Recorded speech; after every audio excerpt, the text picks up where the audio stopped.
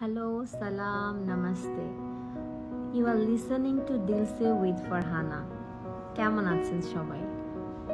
আশা করি ভালো আছেন। ভালো তো আমাদেরকে থাকতে হবেই। প্রতিটা মানুষের জীবনে বেঁচে থাকার একটাই উদ্দেশ্য, ভালোভাবে নিজের জীবনটাকে পরিচালনা করা। এবং এটার জন্য আপনাকে কি করতে হবে জানেন? সবসময় হাসি খুশি থাকতে হবে। জীবনে যত কঠিন সিচুয়েশনই আসুক না কেন, মনে সবসময় একটা পজিটিভ ভাইব রাখবেন, কখনো নেগেটিভ চিন্তা করবেন না। নেগেটিভ চিন্তা একটা মানুষকে নেগেটিভিটির দিকে আকর্ষিত করে, আর পজিটিভ চিন্তা একটা মানুষকে পজিটিভ দিকে আকর্ষিত করে।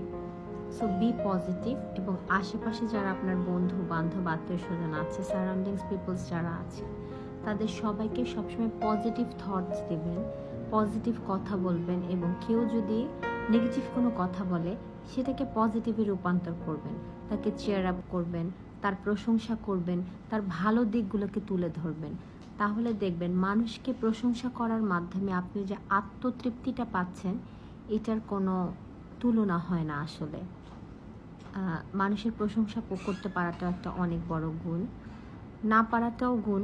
অনেকে পারে না, অনেকে পারে, বাট যে পারে তার উচিত তার সমসাময়িক যারা আছে তাদের সবার সুন্দরভাবে তাদের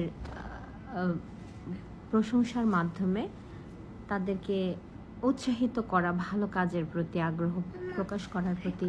তার একটু পরে মামি, সরি আমার বেবি ছিল। সো বি পজিটিভ, এবং আপনার আশেপাশে যারা আছে তাদেরকেও পজিটিভ থটস দিবেন, পজিটিভ কথা বলবেন, মোটিভেশন দিবেন। যে কাজে আছে তাকে সেই কাজের প্রতি আগ্রহ হওয়ার প্রতি উৎসাহিত করবেন। সেই কাজে ফোকাস হয়ে কাজটাকে ডেডিকেটেডলি ক্লিয়ার করার জন্য, ফোকাস করার জন্য উৎসাহ প্রকাশ করবেন।